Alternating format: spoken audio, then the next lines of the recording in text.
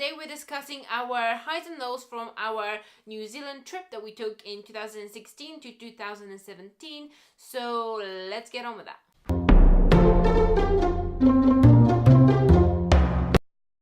Hi guys, so this is episode 2 of our highs and lows series for 2017 travel, and today we have New Zealand on our hands. So what did you like about New Zealand? The best point about New Zealand was the scenery.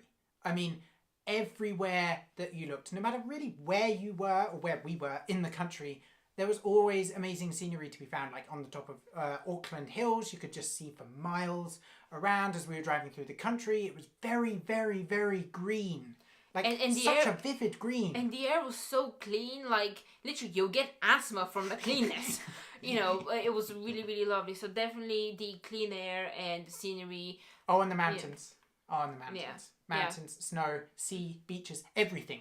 Everything. You can literally see from the center of the North Island, like the Tongariro crossing, of those volcanoes, if you like, on the map, you can see to the coast where you have another peak volcano thing, and it was amazing. Like, you can actually see it. You know, it was so clear. The air was amazing. So cool. Yeah. I guess after also being in Indonesia for a couple of weeks, being able to speak English to everyone was a big plus. I mean, don't get me wrong, we love experiencing other cultures, but especially since, you know, we were setting up bank accounts, I was working, we had so much kind of tax reform, bills, being and able all to that stuff. Sound like intelligent, civilized human beings. Rather than pointing at things. Yes, like caveman style. It was just the going to the shop and saying, do you have this? You know, it's so much better. I mean, I had to go to the doctor at one point, and imagine me explaining, oh, I got a boo-boo, ooh, you know, I'm not a monkey anymore. Language. Love foreign languages, but being able to express yourself in a language that you know thoroughly is a definite plus.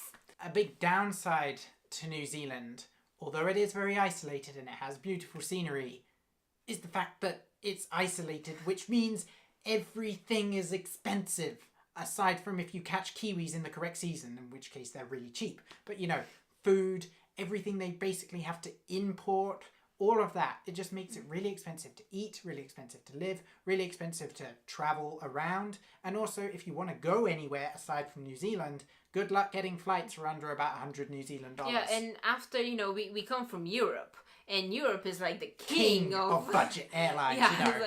it's like why can't they spend £10 on this flight? It's not much longer. You know, it's like nope. You know. So definitely the cost factor was a definite downside. Yeah. And the isolation, although it allowed for the beautiful environment and scenery, it was a downside, kind of like practically as a social being. I mean, you know, the news and the people and everything didn't really talk about worldly affairs. We were there whilst Donald Trump was being elected. New Zealand didn't care. Didn't really care. We were there when the earthquake happened. Everything was about the New Zealand earthquake. You know? Well, fair point. Come on. I know. But it's just the contrast between the things. Donald Trump being elected? No problem. The UK mishaps of 2016-17? I don't care about it. Earthquake? Yes. Speaking of importing things, there's actually a huge plus side to this, because that actually allows for a lot of diversity in the food that they get. Like, I mean, there was literally every type of food. Yeah, you know? Like you could go for Mexican, you could go for sushi, you could go for Chinese, anything you wanted. And they were literally just lined up on the street next to each other, just walking along going, which culture do I want to eat today? Yeah, there was even an English roast, like a Yorkshire pudding, you know, and all of that. Is like, that was amazing. You know, it was one of the best roasts we've ever had, I think. But by far, the best meal that we've ever had in New Zealand, and I think it's a contender for the best food that we've ever had, has to be the fish and chips that were in Auckland on Monterey Bridge. I'll link it, like the Google Map thing, down below. They did a lemon pepper coating for their fish and chips. And like they drained them like from the oil, so they were relatively healthy. They were crispy, they weren't oily. They were so good. And like, Yeah. I guess the fish was caught like that day out because Yeah. they had them coming in. Now the biggest highlight of our trip must be the camper van that we bought and converted ourselves. Boomy! Yeah, our dear Boomy, who basically he was our house for 4 to 5 months straight, and then throughout the 10 months we were on and off in him like house sitting and stuff. So yeah, he's definitely the biggest highlight. He gave us so much freedom. Yeah. He told us so much about our limits, and You know, we will definitely convert a camper van again. oh yeah. A bit bigger this time, upgrade, start small, We're- then upgrade. We got plans for Australia, don't worry. Yeah. They're coming. Yeah, but that must be the biggest plus of the trip. It allowed us, the New Zealand's freedom camping scheme and everything, definitely allowed us to do that. So that was amazing. Although I guess a slight downside would be the consistent searching for like toilets and showers, which weren't always free, weren't always cheap for that matter. And weren't always warm. Yeah, the showers weren't always warm. Yeah. Cold showers were a thing that you had to do unless you wanted to pay like $7 to go to the swimming pool. Which we did sometimes. We like going swimming, but it just sometimes it wasn't a possibility. In terms of more on how we converted the camper van, I believe is the next video coming out where we're going to go through basically how we bought him, how we converted him, and from start to finish. And if you want to do a similar conversion as an idea, then that video will be coming soon for you. So make sure that you subscribe and click the bell button if you do want to be informed of that, okay? A good plus side about New Zealand, especially since, like I said, I was working, we had to fill in tax reforms and all that, was that first of all, the currency... Tax reforms? Tax reforms. Are you the president? I meant tax... Rebate? Rebates. That's the word I meant. Tax reforms. Tax reforms. They're going to reform New Zealand. Tax rebates, not tax reforms. Since we were doing all that, first of all, the currency was very nice to work in since it didn't have a million zeros after it.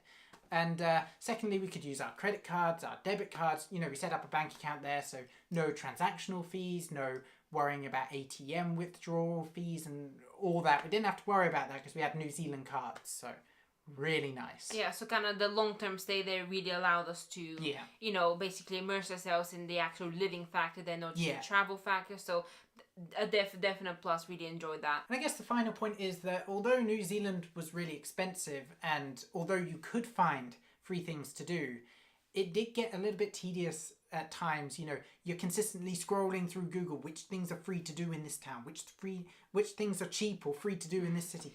It did get on your nerves. You had to prioritize and a lot more. So it did get tedious at some point, but that's just life. You can't have everything. And there were so many things. You could go skydiving, have 2-day cruises. You could do an Everswing. So yeah, we had all those options, and unfortunately, since most of them cost about $300, $400, $500 each per person, we kind of had to prioritize which one do we really want to do. Yeah. So that's like going back to that New Zealand is really expensive, but it's just so expensive. It deserves an honorable mention twice. So yeah, but definitely the activities, like it's not just living there is expensive. The activities are really expensive. Yeah. That being said, it was possible to find free stuff and cheap stuff. So like, boy, did we. Hobbiton was cheapish in comparison, $80 or something each, I believe.